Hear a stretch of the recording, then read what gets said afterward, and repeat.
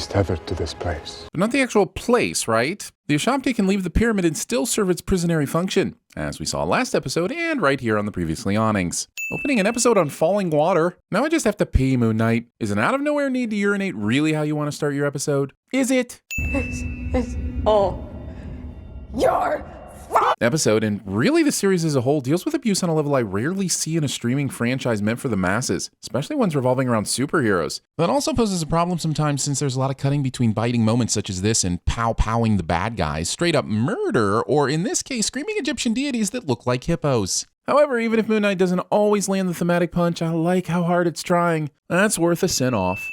Your mind is violently vacillating between sense and nonsense. An accurate description of me trying to make sense of this plot. Speaking of violent vacillation, this scene cuts to a wide shot and a close-up shot back and forth 10 times. Stop it. You're not really a doctor. And you're really not Mark or Steven, are you? Huh? Strange third man with a broken nose. Okay, yes, maybe I saw a few spoilers before watching this episode, and I may be playing up that the visualization could or could not be Mark's other super dangerous personality. I feel real. I feel like a real doctor. I don't see a bowl of suckers on your desk that Mark can choose from after he proves to be a good patient, so how real of a doctor could you really be, Harrow? What I find extremely interesting is this new, the new animal character. What I find extremely interesting is how Harrow has a functioning backside with that terrible posture. I mean, look at the way he slumped down in that chair. You think you could tell me about that little boy? Gird your emotional loins, folks. Moon Knight is about to hard shift out of Egyptian deity shenanigans and plow right into the depths of a tragic backstory involving way more than I thought I was going to get into. And yeah, I know I said the thing earlier about it being interesting how the show handled the subject of abuse, but like Mark, I'm a complicated being. Is he always so intense? Both Mark and Steven were freaking out as they should be when confronted with a talking hungry hippo. So why is Taweret singling out Mark? So are you two like twins? Why is the goddess of whatever confused by this? Wouldn't she be able to sense if this were two people? It's been a minute since we've had a soul pass through here. Oh, so now they're a soul and clearly not twins. But also, why has it been long enough that she's forgotten her whatever scroll? I know I read about her, but none of that really helped much for this moment. Welcome, gentle travelers. I'm not being welcomed by a walking and talking hippopotamus in this scene. Or I'm not on the drugs that would allow me to see a walking and talking hippopotamus. I just want to have a conversation with a walking and talking hippopotamus. Is that too much to ask? Duot, the Egyptian underworld. And playing the part of explainer of words is, once again, drumroll please, you'll never guess it, Steven. What is this? Unseen footage from Pirates of the Caribbean. I'm not crazy. I'm dead. Being this thankful that you're dead. It was little old me worrying I'd blow your chest wide open. Why was she worried about this? I don't know how the Egyptian underworld rotation shifts work, but I'm willing to bet all my sins that Taweret has had to do this before. This can't be her first underworld rodeo. A couple of questions. First, if they're treating Mark and Steven as if they're two separate entities, then why doesn't each heart get to be weighed by itself? When Harrow was f***ing around with his staff in earlier episodes, that was just one person at a time. And second, if Steven is just part of Mark and not an actual person, then how does he have an actual heart? I get that we're not supposed to know Steven is a personality Mark created when he was younger, but the f***ing Egyptian underworld should know this. They're gods. Why would a god need a scale of justice? Oh, sorry, Star Trek V there for a second. At least I didn't fully Star Trek V. You never want to fully Star Trek V. Whew. No unbalanced souls on my boat. Them's the rules. Are you sure about that, Taweret? Because as confused as you've been this whole time, I have about as much faith in your knowledge of the Egyptian underworld as I do of TV Sin's knowledge of mature discourse and restraint. I do not have a card for this. It's the hearts. Hippo's like, I don't know what's happening to let's go with your hearts need help in 0 seconds flat. Also, I'm pretty sure you do have a card for this, Taweret. You said if the hearts don't balance with the feather, then Mark and Steven are thrown overboard. They're not balancing, so that should be it. But Mark and Steven will get a chance to make them balance because reasons? It's like they each feel incomplete. The hearts are incomplete because the multiple personalities aren't united, but the show never addresses how any of the sudden balancing works when there's an entire third personality no one's even talking about. That's wild. That's a previously on during the show, and you cannot fool me.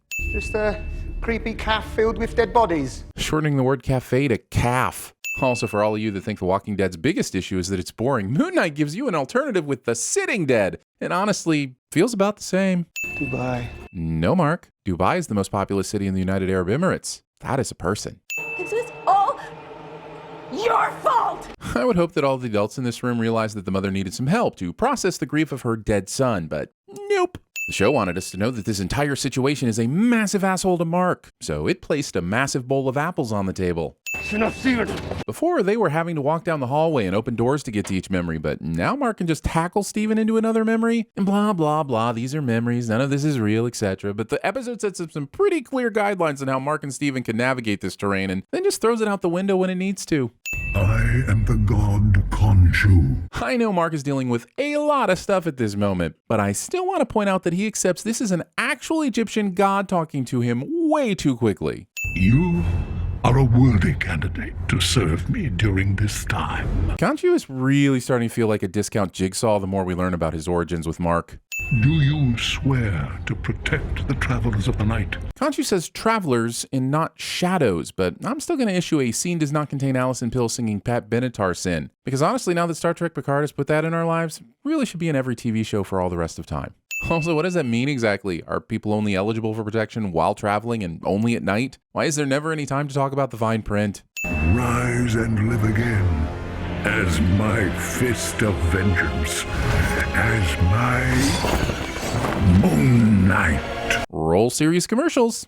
Get those scales balanced. There's a lot of interesting subject matter being addressed in this episode, and there are a lot of fun Egyptian underworld shenanigans as well. However, this scales balancing MacGuffin that takes up too much of the running time never makes a lot of sense and only leads to a death that is not really a death, which was already a death that wasn't really a death. I'm so tired. You watch too many movies, all right? Wrong channel, Harrow. I watch too many TV shows. TV shows. Letting your child be a Chicago Cubs fan. Bloody hell. Look at the state of this place. This show can try to rationalize Steven's terrible accent all it wants, but it's still a terrible accent that we have to listen to for 5 episodes and counting, so you're still getting a sin, Moon Knight. All this time I thought I was the original. Wait, did people really think there was a chance Steven was the original? Was this supposed to be some sort of twist? But you've gotten to live thinking that she loved you, that she was kind, that she's still alive.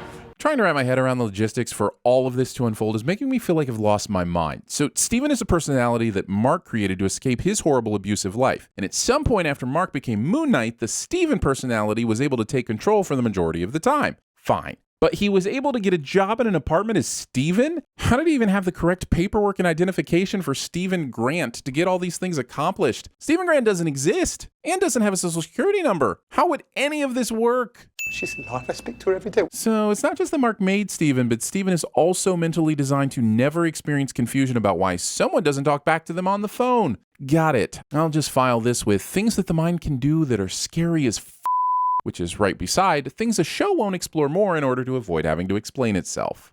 No haircut. No silly tash there. It's very Ned Flanders. We get it, Disney. You own The Simpsons now. We're all so proud. It didn't know you smashed it on the ground a moment ago. You don't have to say you're sorry to the hat. Holy crap, they killed Stevie! I didn't expect that. I'm glad the show will continue to honor the beauty of these big moments and won't immediately bring Steven back in the very next episode. Can you imagine? The scales are balanced. So only one of at least 3 personalities had to die for the scales to balance. That checks out, I guess. Also, the afterlife is addicted to people with weed allergies. Hungry hippo! Picture this. I'm a bag of dicks, put me to your lips. You're really good. I was down and I emailed you and I woke up and I feel better. I feel better. So are you two like twins? And twins! I'm not going to the field of reeds either. All right, what are you proposing? You're gonna need a bigger boat. The hell are you? I'm Batman. You are a worthy candidate to serve me during this time.